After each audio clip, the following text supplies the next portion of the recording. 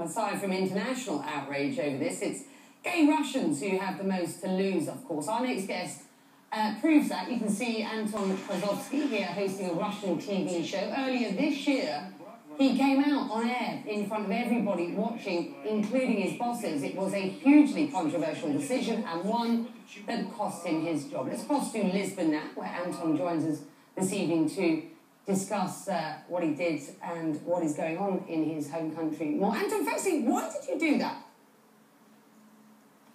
Why? Yes, why? Why would you do that? Come out so openly in Russia on television because somebody should do it. Because somebody should do it, and I decided that it's time to be open, and it's time to be open for me. That's it. And tell me exactly what happened. After that, I was fired.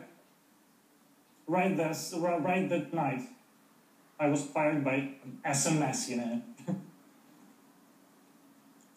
And any evidence of what you did was entirely deleted from the internet, apparently, right? Am I correct in saying that? As if it had never happened? Sure.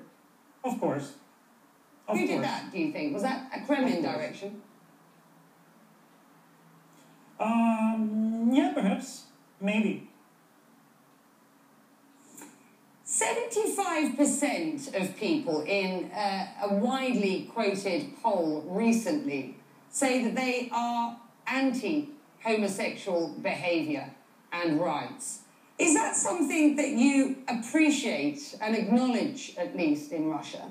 Not everybody is of the same persuasion, let's say, as you are. Look, I think that it's not easy time. It's not easy time in Russia. I think the Great Britain was the same time in Great Britain, perhaps in 1987 was when Thatcher was prime minister. Because anti-gay, it's a total copy of the Britain anti-gay propaganda law. I'm not sure if it was fascist regime, right? I'm not sure that Putin regime is fascist. I think it's sorry, I didn't quite hear what you said. You said you're not sure the Putin regime is... I missed what you said. I'm not sure if the Putin regime is fascistic. Right.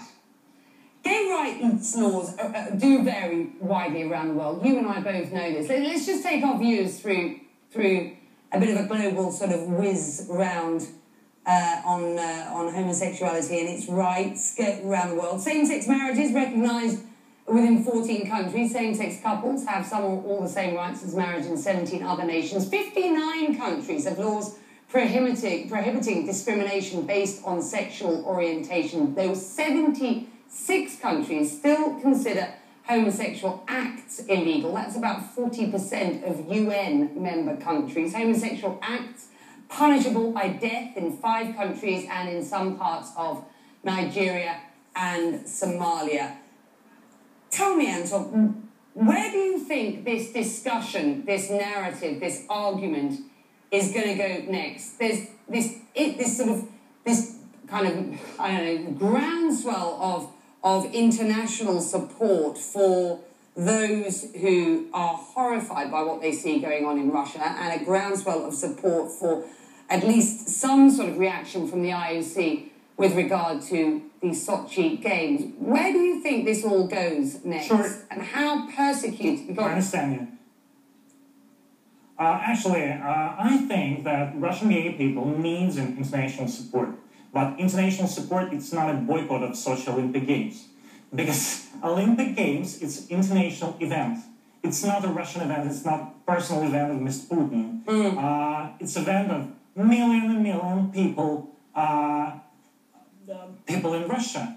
I just want to remind that 7 million people in Russia are gays. And if you want to boycott Olympic Games in Russia, you're trying to boycott 7 million gay people in Russia. You want to boycott to me. You want to boycott to my family. You want to boycott, actually, my father, who are totally addicted by sport and Olympic Games. Do you really want it?